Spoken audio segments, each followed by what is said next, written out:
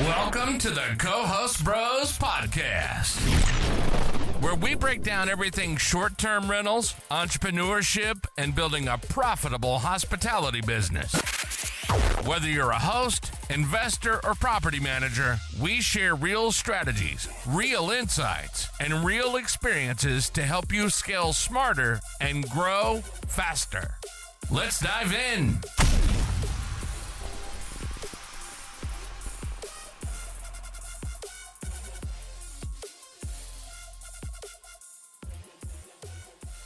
What up, what up, what up? Welcome everybody to another episode of the Co-Host Bros Podcast. My name is Matt Codd. I'm here with Austin Spitz, and today we have a special guest, Alex Sabio. Did I just said it wrong? See, I just said it wrong. Well, I just knew I was going to do it. Welcome to the show, Alex. Please correct me so we can say it correctly, because I have terrible time with names. It's not you, it's me. I promise you. No problem. It's Sabio. It's like Fabio, but sexier. So. Oh yeah, with the S too. It's like it plays together. I love it. Yeah, you got to butcher one every now and then. Like it's the way to do it. Like if you said the names right every time, that's just not doesn't work like that. Just like life, right? It's tough. I don't know. You got to botch it. Fine. His was easier too, and I don't know. We were talking about it, then I got nervous. I like started getting cold sweats. While I'm like, oh, there we go. So I apologize. Yeah. What's new with you, Austin? Not too much. Same old. Building, scaling, and growing this business, and trying to keep everything afloat, and all that good stuff. Super excited to have Alex here. Alex, for anybody that doesn't know you, give us a little brief background of what it is you actually do, and how you kind of got into the real estate space. Yeah, Alex Sabio. I live here in Southern California. I got into real estate a long time ago. Well, I don't know. To me, it seems short. I've been doing real estate for over 20 years now, and I think I made every mistake in the book. I mean, I've been scammed out of money. I've had a foreclosure. I've done the long-term rentals. Eventually, I landed on short-term rentals in 2020 and really enjoyed it. And so eventually what I did is I started doing a 1031 exchange, selling a lot of my long-term rentals and buying short-term rentals because like I said, we really enjoyed hosting, we enjoyed the cash flow, and we enjoyed the tax benefits. I might be a little different than all the other guests here. I actually still work a W-2 job. I'm in healthcare, and I still do that full time. So as a high-earning W-2 worker at a hospital, I was looking for the tax benefits, and I find a lot of doctors, nurses are looking for the same exact thing. So now my portfolio, we own 7 short-term rentals, and we also own a hotel with a couple other partners. So nice. So where is the bulk of your portfolio at in your hotel? Is it spread out, or is it kind of in one specific market? yeah, if I had to do it again, I'd keep it all in the same market, even if the profits were a little bit less. Just building teams and your time management and everything. And I'm like way involved in a lot of this stuff. So when I go visit the properties, I'm visiting like 3 or 4 different markets. So we own 3 in the Smoky Mountains of Tennessee, and then we own 3 in Gulf Shores, Alabama. I own 1 in Asheville, and then our hotel is in Bentonville, Arkansas. So it's kind of spread out there. Traveling for a week to go everywhere. Right, yeah. And what is your W-2 job? What do you do? I'm a respiratory therapist. Yeah, so I've been doing that since 2002. I'm the old guy at work now. It's kind of weird to say that because I always used to be the young dude, and so this is 23 years here. So, is it something that you really love and enjoy doing, or is it something that you're kind of interested in,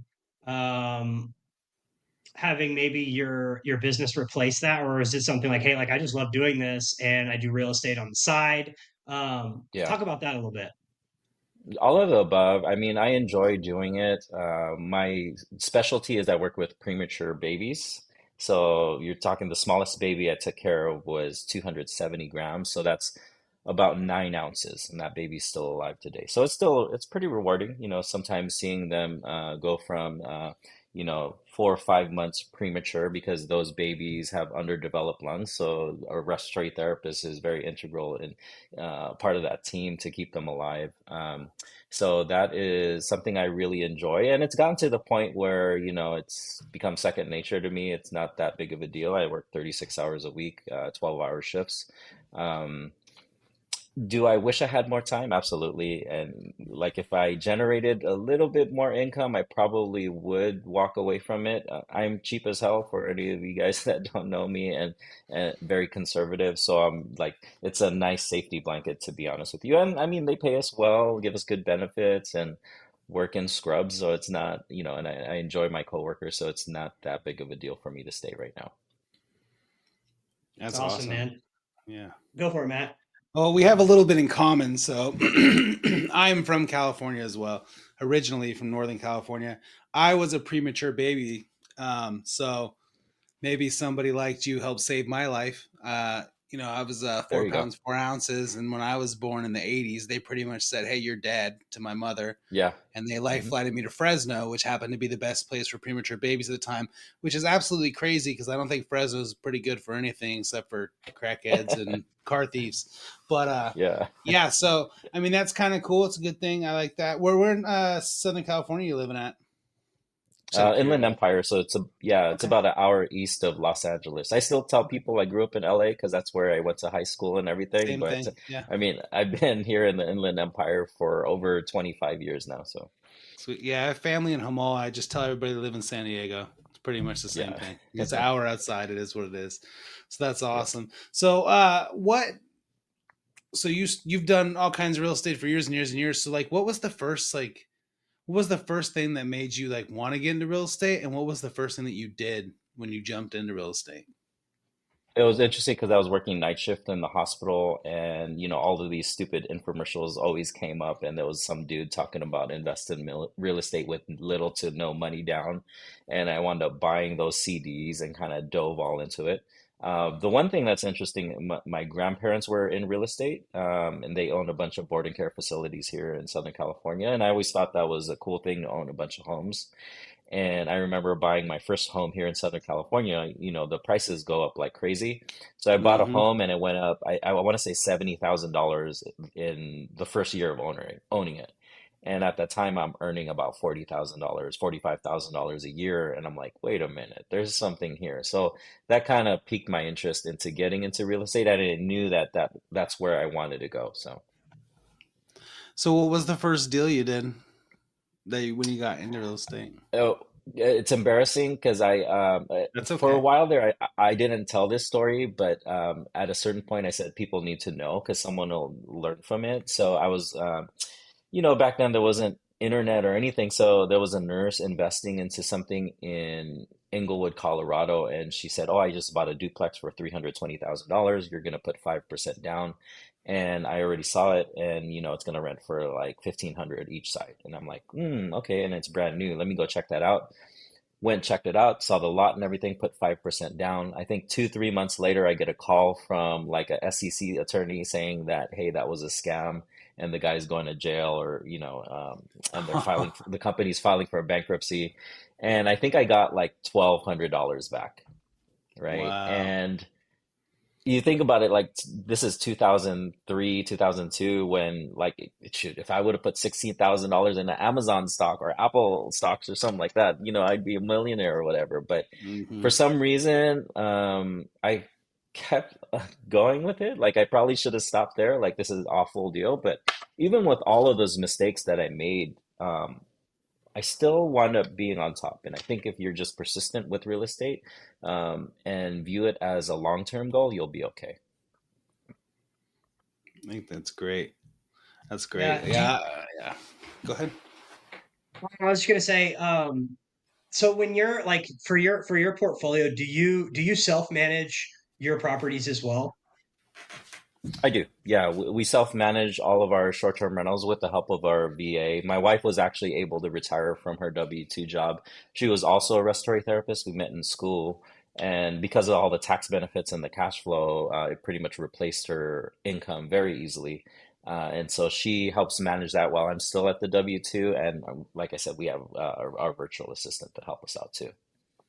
So is it ever really straining on you managing your portfolio while also working a W-2, or do you kind of like implemented like systems and processes to make it it's never seamless in this industry, right? Because there's always something. But like, have you kind of automated things to uh, make it easier on you, or does your wife kind of run things, or how does that look?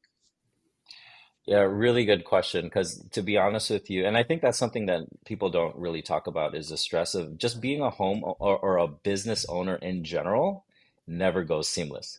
You could have all the automation tools and everything, you could have virtual assistants, but the stress is there because you care about your business, right? If something goes bad, even though you have a virtual assistant, like let's say a fridge goes out or something like that, and you have a virtual assistant, you have all these systems in place, you still worry about it. You're still like, dang, I'm out $1,000 if I have to buy a brand new fridge or something like that. So it could take a toll on you mentally, but we do have a lot of the automation tools. I've tried a little bit of AI, didn't really like the AI stuff, at least a year ago when I was trying it. And we do have standard operating procedures in place for our virtual assistant to follow. But it's business and it never goes exactly the way you have it down on paper, so you have to think a lot of that through. So Yeah. And I think when you own your own you own your own business, you're trying to build your own company, is like when you make the mistakes, it's harder on yourself than it would be like in a normal circumstance, because you're like, oh man, why did I do that? Or you're overthinking it and things like that. I think it's more challenging that way because it's more deep thought into what you're doing. So um I think that's killer. I mean, you guys are probably getting great tax benefits with I guess your wife would be a real estate professional at this point, right? Since she is not yes, working. So you're probably getting great tax benefits on that. That's great. Um, yeah. do you own only short-term rentals at this point right now, or do you have any other long-term rentals or any other kind of real estate investments that you're doing? Other than the hotel, that's it. Yeah. Yeah, but all we went all in on short-term rentals at a certain point. I think we had um at a certain point we started selling all the long-term rentals and it made sense. Like a lot of these long-term rentals, they were cash flowing us $100 maybe, and every 2, 3 years the tenant would move out where we'd have to spend $3,000 to $5,000. I think one time I had to spend $12,000. I'm like, man, whoever's doing the repairs is making more money than me. And so at a certain point, it made sense to just start selling them off and eventually trading them up for short-term rentals. And we enjoyed them, right? Like a Mhm. long-term tenant or a house, I would never go visit Cleveland, even though I'm a Cleveland Browns fan. I would never go visit Cleveland and like take a look at my house, but my properties in, Gulf Shores, when it's, the slow season, we could go there and hang out or whatever it is. So Actually, it works out well for you because it's still warm over there when it's cold over there. But the beaches where you live yeah. are nice too. They're great over there. Yeah, Yeah, I wish it's they were like here, but that brings me to my next question. So you have in the Gulf Shores, you have in the Smokies. Was there any component to like when you were buying these, was it strictly business, or was it more of like, hey, in the off season, I can also utilize this for personal benefits, or are you just kind of going out there strictly for business related use? Because I know a lot of people, they buy a second home or a short term rental where it runs as a short term rental, but they have the goal in mind to use it. It seems like you have the perfect setup where you have the Smokies, you have one season, and then you've got the Gulf Shores another season if you wanted to use it for personal use slash vacation. So is that something you do, or is it more of just business visits? definitely more of a business mindset, and I was focused on cash flow. That was really it. Um, and not only that, like I said, I'm into the business. I'm very involved, and I had to almost take myself out of the equation. And if it was in my backyard, like I'm very handy. Like just before I jumped on this podcast, my wife and I were building this miniature putt-putt in our backyard. And I would probably be doing that all day over there, like I would just be obsessed with stuff and I would go over there and just start fixing stuff. Being 3,000 miles away, I'm forced to be the CEO and I have to hire a handyman and I have to hire different people because I can't just go to, hop on a plane and go over there with all of my tools. I can't do it. So it was intentional for it to be that far away.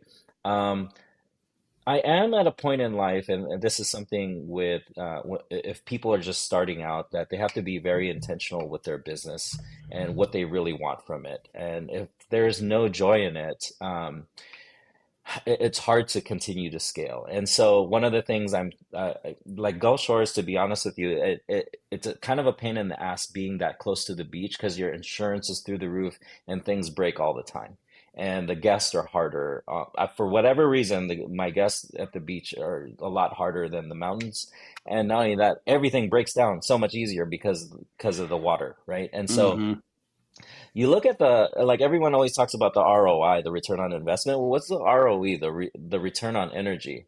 Like you're putting a lot of energy into something, and are you enjoying it? I don't know if I'm enjoying it as much as I would if I sold it and had less of a profit and I bought something, let's say a little bit closer by, like Sedona, Arizona. We love Sedona, Arizona. Like I would love to trade two of those homes for one, like 1.5, $2 million home and just create a super property here in Sedona. So So is that something you're entertaining?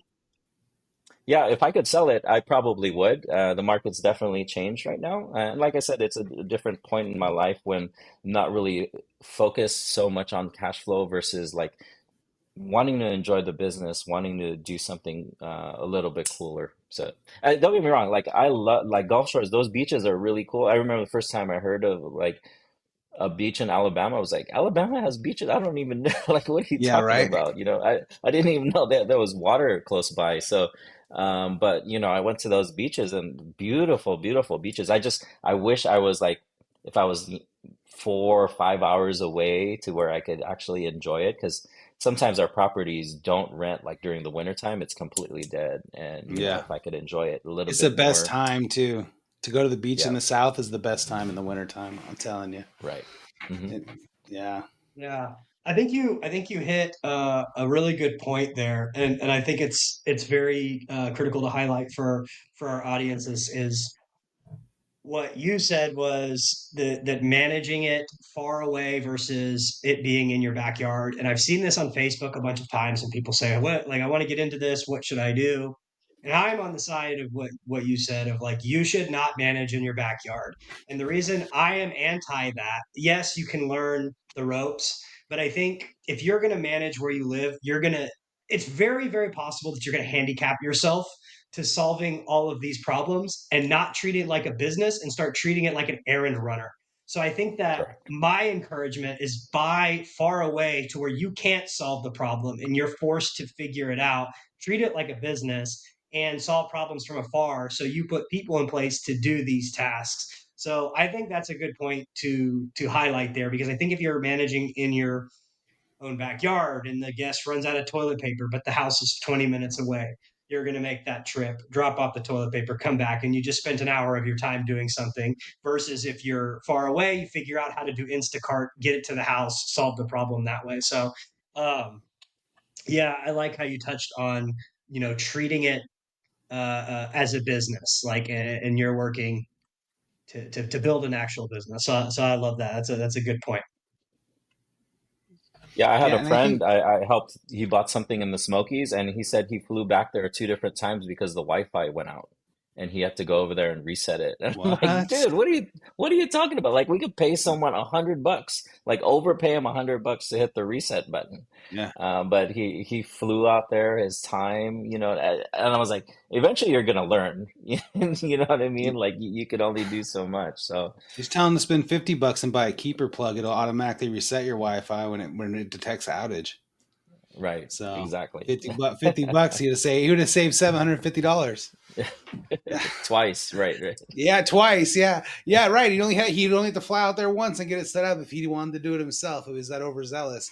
Um, Yeah. I think that's cool too that you mentioned like with the houses you have in Gulf Shores with like the maintenance. Like people don't understand. Like if I have a beach house that's like on like first or second tier, and then I have a beach house that's 13 tiers away, the maintenance costs look completely different and the insurance costs look different. It's like that stuff's just getting blasted by the saltwater air like all day long up front. Like you're looking at painting every couple years, changing your doorknobs probably every year or two, changing your Wi-Fi lock probably every year or two, her preferably or two. But those kinds of costs add up quickly with all that kind of they just think I'm going to buy a beach house and maintenance shouldn't be that much, but it's like something is always broken no matter what. Like even stupid small things that people don't notice. Like I went to my house the other day and my kid's like, "Oh yeah, the drawer pull's rusted." I'm like, "Yeah, it happens. Like it's rusted. It's in the air. It's everywhere. Like, door lock stops working. It's like, oh, it's full of water just from the moisture." So it's like people need to understand their maintenance costs. And I can see how in like the Smokies, your maintenance cost is totally different than it is in Gulf Shores, right? And it sounds like it's something that a lot of people don't expect. And probably you didn't expect either, right? When you went out there. I had an idea, but I had no, you never know till you get there. Like I did the rehab and then I went back to the property in 2 weeks to check on it again to finish up a few things. Some of the stuff that I bought that was brand new, you're like, what the heck? This is already rusted out. Yeah. Like beach chairs, you're gonna constantly replace beach chairs because when people go to a beach market, they're gonna expect to have the property to have beach chairs because they don't want to spend, the money or whatever it is. But no matter like how expensive beach chairs you buy, they're gonna get rusted out, and you probably have to replace them every 6 months or something like that. So Barbecue grills. yeah, That's a big one too. It's everything. Yeah. Yeah, I have these like polywood chairs and I just basically, I don't think they're really polywood, they're like urethane or something. Basically all I did is I just went and bought all the like a set of hardware for all of it, and then like once a year go out there and have all the hardware replaced on it, and then it's good as new because it's just gonna rust, So Right. not everything rusts too. It's like, oh, but it's galvanized. Yeah, it doesn't matter. It's just gonna rust anyway. It's just the way it goes. So your big play is what you want to do, is what you're thinking of doing, or I guess you're considering doing, or maybe we're trying to convince you to do, is to sell some of your houses in Gulf Shores and buy a big house in Sedona, Arizona. And is that some more like too, because you could like kind of bring the whole family and everyone's kind of closer type deal Yeah. to get those kind of memories, right? Yeah, exactly. We love Sedona. Like we, did tons of road trips when we didn't have any money. That's probably what 6 hours from here, and that's a special place for us.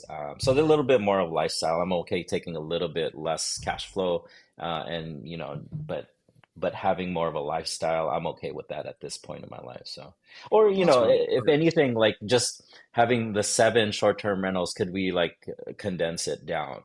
Like I know, like I know initially my mindset was to try to buy as many homes as possible, but eventually you get to a point where you're like, okay, let me maybe scale it back a little bit, but be more efficient with just having one home. So Yeah, and I think the another good point is like if you're going from two houses to one house in this industry, like a general rule of thumb is like the 3 bedroom, 2 bathroom house is going to require the same amount of issues as the 6 bedroom, 5 bathroom house overall, right? Like the level of issues that arise really doesn't fluctuate as much without the guest versus having 2 units versus 1 unit, right? Because you have twice the amount of stays. So in your situation, another advantage is if you get rid of 2 houses and consolidate it into one bigger house, the win there is you're still going to have less issues, less maintenance, half the amount of guest traffic coming through 2 houses. So by consolidating to one bigger asset, you're really only transferring like one of the house's issues equal to the big house. Does that kind of make sense? Which I mean, would you yeah, agree with that in your experience? If you even if you took your, let's say you had 8 properties, you went to 4, and they were all bigger properties, you would agree that you would still have less the amount of issues, guest issues, work related issues, and stuff like that, right? totally. And I think the data supports going bigger, like in the different markets. Like for example, in the Smokies, I mean, I have a 3 bedroom and I could put in as many amenities as possible and do the murals and design and everything, but there's tons of 3 bedrooms everywhere. Yep. Versus like if you took 2 3 bedrooms and sold it for, let's say, a 7 or 8 bedroom, there's hardly any 7 or 8 bedrooms. And so your competition is a lot less at that point. So I don't think people realize that either, though, because everyone will say, "Oh yeah, the place is oversaturated." It's like, no, dude, everybody has a 3 bedroom and 4 bedroom. Like that's just the way it is. Like I'll hear it from a right, lot of people in Galveston, and it's like, "Oh, how many bedrooms you got? 3." Well, how many bedrooms you got? 4. Like, what's the difference? I mean, unless you're gonna come over here and sleep 20 and have 6, 7 bedrooms or 8 bedrooms, and now we're talking a different story because there's only so many of you. But it's like the supply is the single family 3 and 4 because that's what's the most common built, right? It's like you get something out of something crazy or some kind of conversion with the basement or something. You add like 5, 6 rooms or whatever the case may be. But it's like, I don't think people realize that it's like your house is no different than his house next door. Like it's just not. And you're going to have to look and see what you can find to differentiate yourself. And yeah, it's like at some point the amenities don't matter, right? It's like you can only add so many amenities, and it's like now I'm just adding amenities just to add amenities. Like, oh, maybe somebody will want to come play disc golf. That might work, right, but I already exactly. have a golf course and I already have this and that and whatever else. So it's like, Yeah. yeah, that's crazy. It's a good So point. It yeah. it winds up being endless to where like every year I'm thinking about adding like one extra thing. And so now you're fighting with everybody and competing with everyone Hmm. versus the 7 8 bedroom home. They don't really have to do that. I mean, it's nice to do that, but they don't necessarily have to. So Yeah, and Yeah. then the question is like really is like what is the ROI? Like, like if you're adding all these amenities, it can get expensive, but like if you still have a 3 bedroom, 2 bathroom, you still have a 3 bedroom, 2 bathroom, and if it's oversaturated, adding that mural or adding that hot tub may not be as advantageous because you're still swimming in a pool with the same amount of property. So does it really separate you that much? It might increase your revenue a little bit, but you'd have to like look at the data of like is it really going to be a good investment, right? right, I think it depends on the market though too. Like in the Smokies, everybody has a bunch of amenities. So it's like you're just stacking just to stack. But like some markets, like for instance, like that little beach market where my house is located, nobody has any kind of amenities. So every time I add amenities, it's like it works out for me. I get ROI on them, but it's like it's not going to be forever.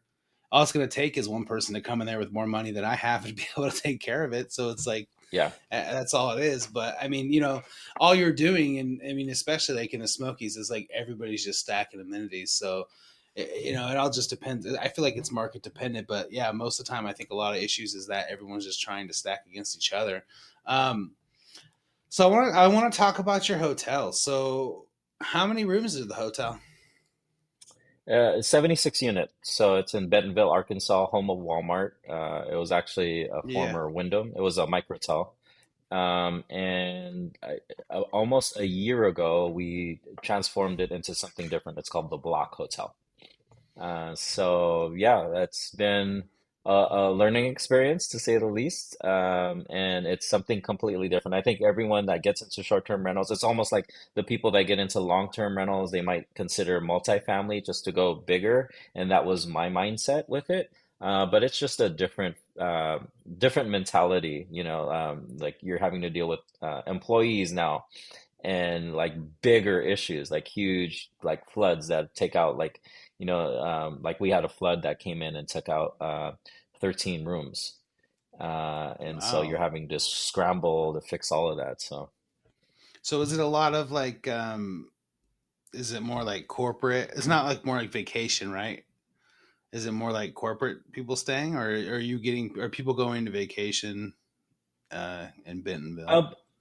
uh, so initially, Bentonville's kind of known as Vendorville. So anyone that wants to do business with Walmart, let's say you're, I don't know, Nestle or whatever, any of those companies that want their products in Walmart, they'll tend to go to visit Bentonville to kind of schmooze with Walmart or do business meetings or whatever it is. So there's definitely a lot of businesses. They're building like crazy, so there's a lot of like midterm stays. There's construction workers that need places to stay because like anywhere else there's a lack of housing, and if employers gonna pay for them to stay, then we get a lot of that. And there's definitely a lot more business or vacationers coming because the Walton families poured so much money into the area, so they've put like a bunch of mountain biking trails, and they built like this $1 billion museum. So there's a lot of that other stuff too. So and it's definitely something that I had no idea going into. I'm like, you're gonna invest in art. If you told me I'd invest in Arkansas like 5 years ago, I said I would have told you, okay, where is Arkansas? Like, first of Yeah. all, like I It's have by no the beach idea in where that is. Alabama. No, I'm just kidding. Yeah, right. Right? So it's definitely an up and coming place, or and maybe it's to say up and coming is kind of a few years back, because it's definitely booming right now. So No, I like it because I think that you took a different path than most of the people that are in this space when it comes to like the boutique hotel. You took something that's like not, 90% geared toward vacation because they like all that business you have that's going to Walmart. So I think a lot of people wouldn't think about it that way and be like, oh, well, there's just so much growth, so much building and things like that. And I like to point that out. And it's like, I don't think a lot of people recognize either. Like if there's a lot of things getting built near where your place is, you probably need to start figuring out who deals with the travel for those places, because there's a lot of benefits that you can get from doing that. So I think that's killer, dude. 80 units on your first one. That's insane. and the thing is, we bought it in an auction. So here's the scary part. So we bought it for Oh, shit. 3.6 million bucks on an auction, almost like eBay, right? And so then my partners, they said, "Oh, well, we want it for 3.6, and it's definitely worth way more than that. Actually, appraised for 6.5. But you had to put 10% down within 24 hours. And if you didn't close, you would lose that deposit." And so I always tell people, like, at a certain point in your life, like, scared money don't make money. You're gonna have to put your chips in at one point and take a risk. And so we were definitely scared. I mean, you're talking, that's $360,000 that we could lose if we don't close. And there's so many variables that can happen if a property God. doesn't close. And we had to close in 45 days. Like if you take a regular short-term rental that you buy and you say, hey, you have a hard date of, 45 days. Like, what if the inspector doesn't come, or, the inspection's bad, or appraisers, so many different factors, right? So anyway, it's been 2 years now. So luckily we were able to close it. We didn't lose that money. That's a hell of a bet. But so you Yeah, bet 360 and you made 3 million right off the bat though. I right mean, off the bat. And technically, right? that's initially, like, if you look at the whole, everyone go and take a look. The Block Hotel, if you just Google it in Bentonville, Arkansas, you can see that when you look around, a lot of the hotels, they're just your regular, like, corporate hotels that look like a Yep. regular, I don't know, like Best Western or whatever it is. But there's none that are, well, I shouldn't say none. There's not any that are like boutique style with nice design that's updated. So we kind of looked at that market and said we could have a competitive advantage here and have, instead of charging 70, $80, we could just by increasing like the aesthetics, we can probably start charging 100, $110. For And that's sure. huge, right? That's like a, 30% increase in nightly rates can be a huge jump. So even though, like, at that time we, appraised for 6.5, who knows, like, once we stabilize the property, what it's going to be worth at that, when we get it reappraised. So So for people that don't know, or actually, I would say just learning for me. So when you say that you got it at auction, explain that process. How does it work? How did it become for sale? Maybe if there's some stuff you can't disclose about previous ownership, no worries. But like, what does that mean? You got it at auction. Like, how did you find it? I guess I just have a lot of questions there. yeah, so you can look it up, the 10X auction. There's a lot of different things that go up for auction. There's actually, surprisingly, I didn't know this before going into it. I mean, there's a lot of hotel. Like, if you're buying a luxury short-term rental, let's say $800,000, $900,000, you can probably buy a hotel. There's tons of hotels out there. Like, there was some that we were looking at, 800, $1.2 million range. The reason why they don't sell is because it's very labor intensive.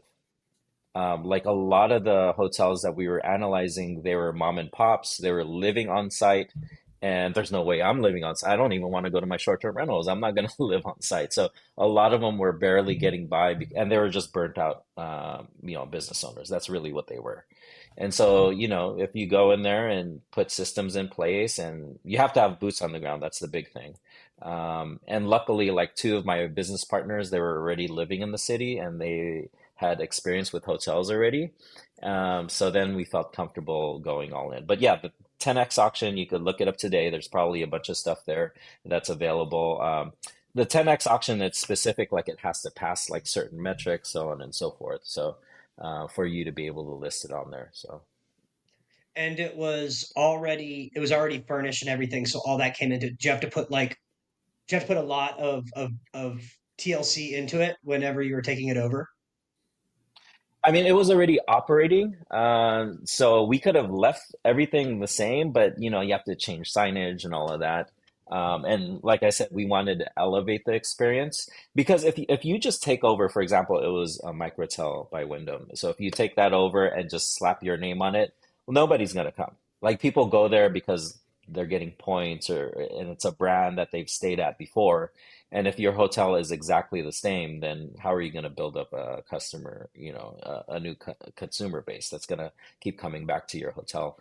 So we did have to put close to $1 million into it, renovating each room. But you're talking like over like each room would cost us anywhere from nine to I want to say I'm probably going to butcher the numbers up to $15,000. But you're talking like a 200 to 300 square foot home or space. You could really renovate something really nice for that amount of money. Well, you're talking too. If you're raising the nightly rate by $40-$50, you're probably making it back in each room almost a year. That's Correct. yeah. I can see where you're going with that because I do think that the days of the old hotel is pretty much done for. And if they all look the same and you're still going to the same these same places, at least Marriott's kind of trying. They're trying to change it up, but for the most part, if you go to like you said, the Wyndhams, every Wyndham you go to looks the same pretty much, and then you could tell which ones were the older ones and not. So it's like, I think you're kind of onto something. I mean, everybody's pretty much onto something, but the way you're explaining it just makes more sense to where it's kind of like everything. It all needs a refresh, right? It's like almost if you were to get it at a decent price and you were to refresh it, you would probably make more money. You're At right. least Right. it's the way I see it, right? So, I mean, you invested, almost 1.4 into that hotel, but I mean, I don't really see that you wasted that because you already had the money there, regardless. I mean, you appraised it over, right? So it's like, I mean, when they said probably put $1 million in, you guys are probably like, shit, okay, no problem, piece of Yeah. cake. Yeah. Like, Right. Right. wait, what was the appraisal again? Oh, okay, cool. You sure you don't want to? Like, so what do you think it would appraise for now? I don't want to say because it's based on net operating income. Right. And so, like, we've definitely had to stabilize it because in my mind, when we went live as the block hotel, like, we're going to have empty rooms. Nobody's going to come. It's almost like taking a McDonald's and then calling it McDowell's or something like that, and Mm-hmm. then changing the brand. Like, who's going to come to that? But we were surprised that we were still getting bookings. And so, if you look, I mean, we got it, I believe, at $80,000 a door. That's what it appraised for, and I think we paid at $45,000 a door, somewhere around there. I'm probably like messing up the numbers since I last looked at it, but definitely things are selling for much more than $80,000 per door. Put it that way. That's great. I just looked it up real Yeah. quick because I was curious. That's scary, man. Like, were you scared when you guys decided to do this? I mean, was it your money on the Scared. line or was it the partner's money on the line? Yes, both, right? And Okay. so if anybody, so I put 100,000 out of my own pocket to close the deal. And then not only that, you're raising money from different partners so that they can be limited partners in on the deal. I'm okay losing my money all day long. I mean, I don't want to lose it, but the thing is, I feel so much more invested, like trying not to lose someone else's hard-earned money. You know Right. what I mean? And you've And lost so your that money was even plenty of scary. times. No. Correct. Yeah, yeah. I've Yeah. lost money Piece and of I made cake. it back, so it's not a big deal. I don't want to answer to someone and be like, "Hey, you invested $100,000 with me, but we just lost it all." I don't have the heart for that. And Yeah. so for me, it had to be like a slam dunk deal where it had that much built-in equity that I believed in the market coming up. And the fact that looking around at all the comps, that if we just adjusted it a little bit, put a little bit of effort and design, I think people would pay for that. So. Yeah, and I don't want to discredit either because I mean, you have a wife, a partner in crime. So Was she on board 100% with what when you decided to do this, or how did she feel about it? Yeah, good question there. She's been really good as far as letting me do almost whatever and trusting like a lot of, because I mean, I'm a serial entrepreneur and I've invested in tons of different courses like, oh, hey, we're gonna do penny stocks now. And she's like, okay, you do whatever you want. It'll You're gonna work invest out. in a course to do that. Yeah, yeah, yeah. So I think yeah, she kind of knows me enough that like some things are gonna work, some things aren't, but eventually I have this attitude that I'm still pushing forward, trying to make something work. And more times, often than not, I do make it work. So, I mean, it was definitely scary, but like we were making money hand over fist at that time, and so we kind of had extra money like lying around. And not only that, it was like, well, we need a tax break as well. So, He also got to retire first, right? right, right. Yeah, so you got a little leverage. You got a little leverage there, right? Yeah. Hopefully, I'm following her here soon. So, She's on her way to No, the that's Smokies awesome. right now to fix the toilet. No, I'm just kidding. yeah. That's Retired. awesome. No. I do want to just pivot for a second. I appreciate you sharing all that stuff about the hotel. That's super cool. But maybe like for somebody that's listening, they like our show. They want to purchase their first short-term rental. Do you have any advice for people that are working a W-2, actively saving their money, following the path that you followed? And is there any like maybe nuggets or something that you could tell them on what are the best ways for them to maybe get their first short-term rental or their first real estate asset? Um, how can they get their first investment property? What would you give them? You feel Yeah. like I feel like you're the kind of person to ask this question of you helping people within a W-2 job get started. Yeah. Um, y- you're gonna have so many thoughts go through your mind, and there's so much that you don't know because you don't know what you don't know. And you probably have like, what if the toilet goes down, or all of these other issues that you're thinking of. The best thing to do is join a community, whether it's Facebook. To be honest with you, I kind of like got off Facebook for a while because I thought it was toxic. But if you find the right groups where people like share information amongst each other, and you'll be surprised, like real estate investors, like me, I will share information freely. You want to talk about how my property's in the Smokies, I'm going to let you know and what to do and what not to do. And so sometimes just reaching out to people that have done it already and just listening to them is going to be massive. It's going to be massive. And so that's what's helped me, just networking. And I remember buying that first short-term rental. I was scared. I was scared. It was during COVID when we bought it. Remember, like we didn't know what was going to happen to the world, and this is mid 2020, whether our economy was going to fall off a cliff. I was working at the hospital where people were dying left and right. I didn't know if that was going to be the new norm, and so we didn't know, what was going to happen. But what I did is I just networked with a bunch of people that were already doing it, and at that point, that's when I felt comfortable pulling the trigger on doing something like that. So during COVID too, you're just like, oh yeah, I think it'll be great for people to go on vacation somewhere Yeah, other than California. right. That's crazy. Um, so within your, your vast real estate career, like what was your, what was the biggest win that you think you've ever had? And it could be anything. It doesn't have to be, we already know the hotel was a slam dunk, but I mean, what was your biggest win? The hotel was a win, but it hasn't been realized yet because we haven't like refinanced or sold it or anything like that, and we're still stabilizing it. So I feel like that's an amazing, like it's going to be an amazing win, but I haven't felt any of it yet. I feel like, to be honest with you, it was the first short-term rental that we bought. Because I remember buying that property. Now, mind you, I'm buying properties 60, $80,000 in C-class areas. Like I was in Cleveland, I was in Huntsville, I was in all of these different cities across the US. But I bought a property for over $600,000, and that was 10 times more than what I was used to paying. And I remember listing that property, and this is during COVID, and they're handing out stimmy checks, but whatever. I remember like that person, our first guest, booked our property for 4 nights, and they paid like $500 a night. And I was like, what the heck? And at that time, like we have a 2.75% interest rate. I was like, they just pretty much paid our mortgage or almost paid the mortgage, and they're just staying 4 nights. And so I remember, I could still remember that feeling like, whoa, I think we hit it big here. This is a huge win for us. And that first property, I think back then, I mean, the numbers are a lot more inflated because of the COVID numbers, but I think we had a net profit of $60,000 the first year, and it allowed us to pay zero in taxes.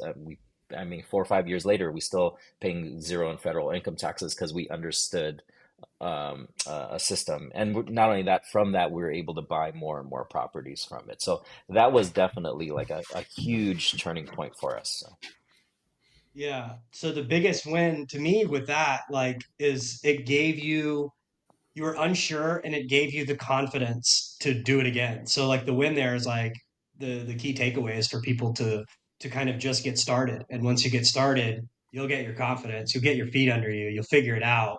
And I think that yep, I agree with you that that's probably a lot of people's first win is their first time where they just take the plunge, right? Because they realize it's not as big, bad, and scary as they made it out to be in their mind. So I love that. That's thanks for sharing that. yeah, Yeah, I don't think it's the win. Is the win isn't the money. The win is the fact that you just finally reinforced what you thought you could do, even though you thought you couldn't do it. Right. So it was more like the reinforcement, because like if you didn't if you didn't get that reinforcement when you bought that first one, you wouldn't have bought the second, third, fourth, sixth, seventh, correct. 12th, whatever.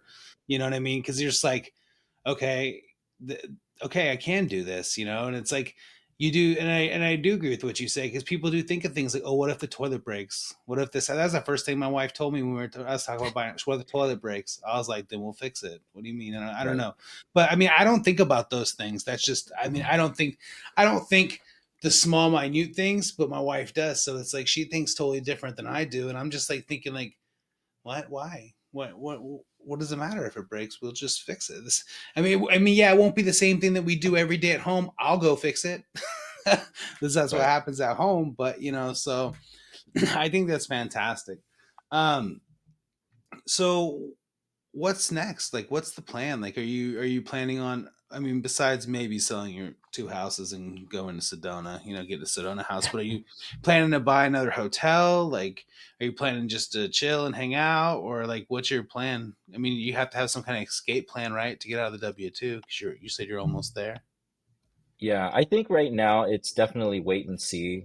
I definitely don't think I'm gonna buy another hotel. Like raising money sucks. I don't like doing it. That's not my thing. And like a lot of the numbers for a while there, we were just analyzing, and the numbers just it didn't seem worth it for me. And you need so much more like boots on the ground. Like you're so reliant. Like short-term rentals are easy. I mean, yes, you have boots on the ground with cleaners, but you don't have like full-time employees and benefits and stuff like that you have to deal with. So it's just a different beast. I wouldn't. I don't know if I'm gonna purchase another short-term rental anytime soon. Like the numbers are really difficult unless I sell multiple and then just kind of scale it down. This year has been all about really scaling everything down. Like I've scaled down my co-hosting, I've scaled down coaching, just everything in general, just to focus in on me. Because I think when you get into this business, you're so focused in on growth that sometimes like everything else, you sacrifice everything else, like your mental health, relationships, so on and so forth. So I'm trying to just focus in on that stuff right now. So I like that. I think you're right. I think a lot of people that get consumed by growth, or how big can I do it, or it's scale, scale, scale, scale, scale, and then at some point something hits you in the face, and it's like, oh, I got to stop for a minute and right, smell the roses, or actually be happy of the accomplishments that I made. So I think that's yeah, super solid. I mean, that's super solid. yeah. And you think So that like I am guilty of this where I never say no. Like I do have to learn to say no. Like even though it's really good, easy money, it's like I don't really need it. I don't really need that on my plate. Oh, because at a certain point I had the attitude, what's another 5 hours extra a week? and at a certain point, you're like, whoa, you know what I mean? I just stacked 100 hours on top of me here. So, like this year, I started going to concerts again. I haven't been going to concerts, and it's like I'm enjoying that stuff. So, You're enjoying So the fruits of your labor. right, right. what's your concert look like? And I noticed too, like on your social media, I think you have been going to the gym a lot too. I mean, Yeah, maybe you always have, but I always see like a gym post or something from you. But anyways, yeah. what's your concert? Like I just saw Train. That was a big one for me because I enjoyed Train. I think I got tickets to Matchbox 20 in September, and then I think the very next day is the Goo Goo Dolls, and so it's pretty exciting. So, and then recently I saw like a Beatles cover band. That was pretty cool. I don't know. I think I'm enjoying that stuff. The gym stuff is more for my mental health, and I gained so much weight out of COVID and building all of these businesses. And next thing you know, I was like, what the heck? This is the heaviest I've been. So like I kind of just for the last 6 months, I've been going like I don't know 2, 3 hours every day. That's And awesome. so.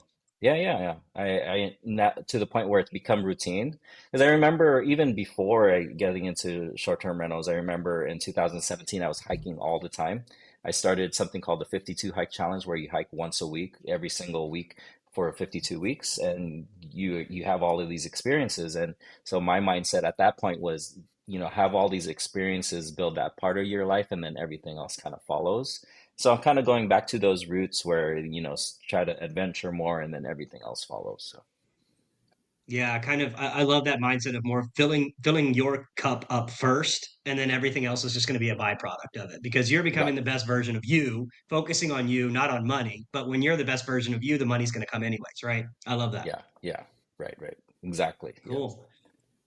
Yeah, it's killer. You're doing the high school concert tour. No, I'm just kidding. It is. It is. Right? Well, it was stuff that, well, to be honest, like I was so busy building my family in my 20s and 30s. Like, all the money went to them and, I couldn't imagine spending a dollar on me. And now it's like, oh, all these bands that, I enjoyed listening to, 20 years ago when I was in college. Okay, let's go check them Go out. check So, it out. Why not? yeah. You're like, Yeah. oh, Chase email if you need to go get tickets. Okay, cool. Awesome. Well, Alex, Yeah. man, it's been great. You have so much stuff, so much knowledge in there that we just need to crack out of you someday here. You just want to let everybody know if you want to let them know where to find you, hit you up if they, have questions or want to ask you anything, or anything else you want to share. But we really appreciate you coming on, man, and it was fantastic. And hopefully, I'll see you when I go to Southern California or at a upcoming event. So. Yeah, find me on Instagram. I'm on there posting silly pictures of my stupid Cleveland Browns losing every game, or the I Lakers, almost said but I'm they're sorry meta earlier when you said playoffs. that. And yeah, or if, yeah, find me on Instagram at the real Alex Sabio, or on Facebook. I have a community called Healthcare Professionals Investing in Real Estate. That's where I help a bunch of doctors, nurses, a bunch of healthcare professionals who are looking to get into real estate or scale their business. I add a lot of value there. So. That's awesome. Well, thank you so much. And with that, I'll let Austin take us out and we'll wrap it up. All right. Thank y'all for listening. Peace.